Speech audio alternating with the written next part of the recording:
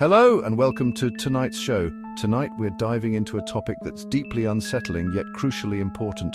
Blind obedience to authority. It's a phenomenon that's plagued humanity for centuries, leading to some of history's darkest chapters. Think about it. Where would we be without a little questioning of authority?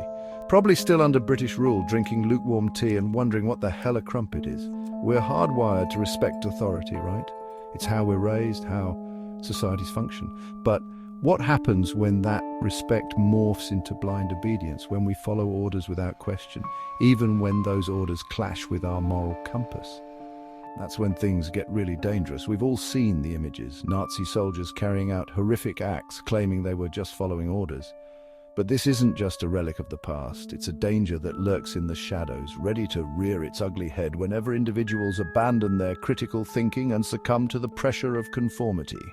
Now let's talk about the cult of ultimate evil, a term we're using to describe any group or ideology that demands absolute obedience, often in the name of a greater good. These cults thrive on fear, manipulation, and the suppression of individual thought. They prey on our vulnerabilities, promising belonging, purpose, and even salvation in exchange for unwavering loyalty. The psychological impact of these cults can be devastating. Members often experience a profound sense of isolation, their sense of self eroded by the constant barrage of propaganda and manipulation. They become detached from their former lives, their relationships, and even their own moral compass. It's a form of psychological imprisonment, where the bars are made of fear and the locks are forged from blind obedience. So, who are these order followers? They're not necessarily psychopaths or sadists. In fact, they're often ordinary people who find themselves caught in the web of a powerful and manipulative authority figure. They're the ones who follow orders without question, who prioritize conformity over conscience. They're the ones who say, it's not my job to think, just to obey. Now, some might argue that order followers are simply trying to avoid conflict, that they're just trying to keep their heads down and get through the day. But here's the thing. Silence in the face of evil is complicity. By choosing not to question, by choosing not to challenge, order followers become complicit in the very acts they claim to abhor. But surely you might be thinking, aren't order followers just trying to be good? Aren't they just trying to do what they're told? Well, here's the thing. True goodness requires moral reasoning, the ability to distinguish right from wrong, not just blind adherence to a set of rules, especially when those rules are warped by a corrupt authority. Order followers often lack this crucial element of moral questioning.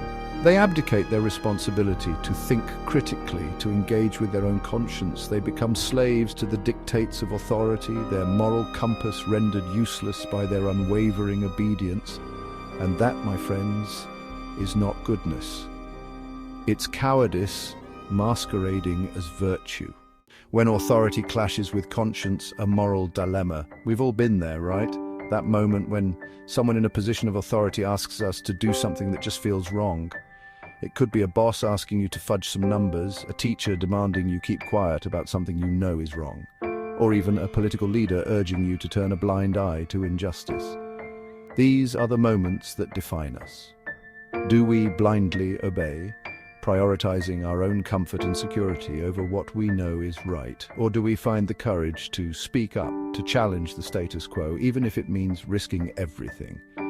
These are the moments when our true character is revealed, when we decide whether we will be slaves to authority or masters of our own moral destiny. Indoctrination manufacturing obedience. But how do these cults and authoritarian regimes manage to cultivate such unwavering obedience? Well, it's not magic, folks. It's a calculated and insidious process of indoctrination, a systematic campaign to mold minds and manufacture consent. It starts with controlling the flow of information, limiting access to alternative viewpoints, and bombarding followers with a constant stream of propaganda designed to reinforce the ideology of the group. Dissent is swiftly silenced, critical thinking is discouraged, and fear becomes the primary motivator. It's a recipe for disaster, a surefire way to create a society of mindless drones incapable of independent thought or action.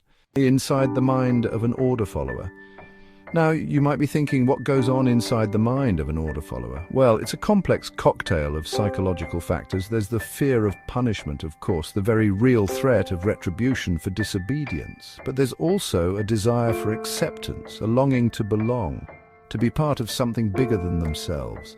And let's not forget the seductive allure of simplicity. Blind obedience offers a way out of the messy, complicated business of moral reasoning. It provides a set of clear-cut rules to follow, absolving individuals of the burden of making difficult choices.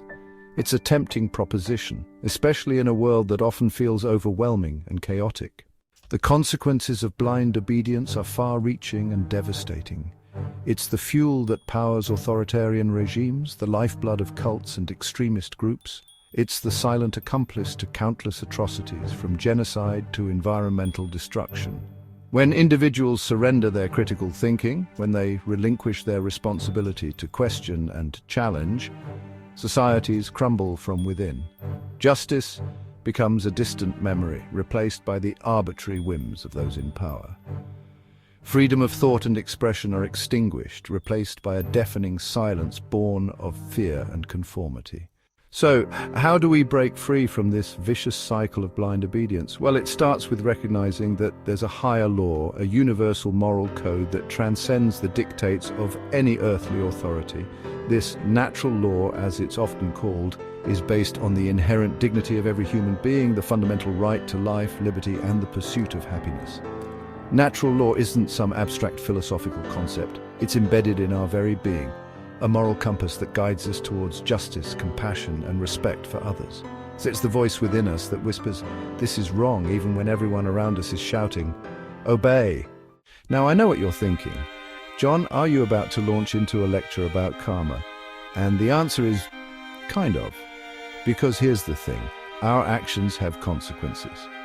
When we choose to harm others, when we participate in systems of oppression, we create ripples of negativity that will inevitably come back to haunt us.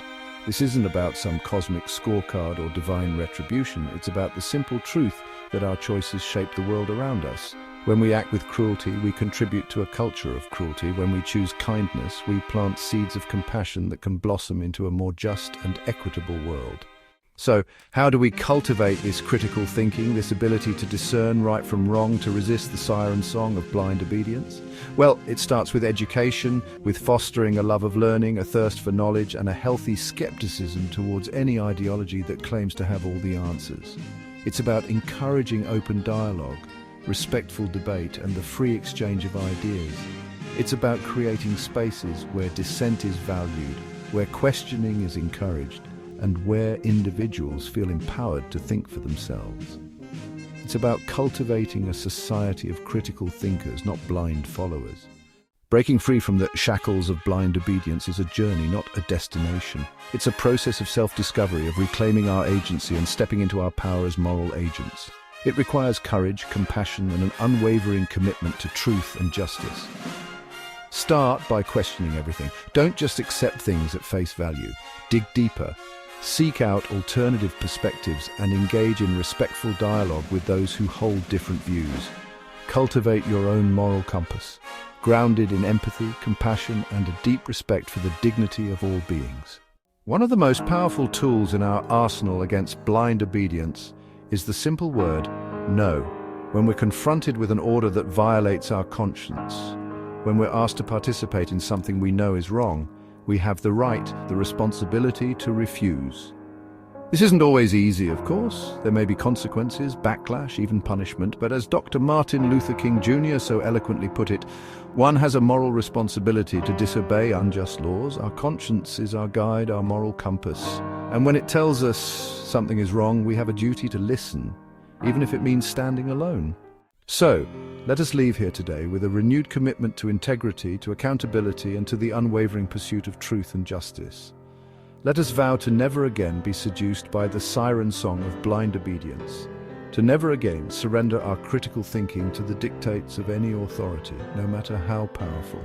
The future of humanity depends on our ability to think for ourselves, to question authority, and to stand up for what we know is right, even when it's difficult, even when it's unpopular, even when it's dangerous. Let us be the generation that breaks the cycle of blind obedience and creates a world where conscience reigns supreme. That's our show for tonight.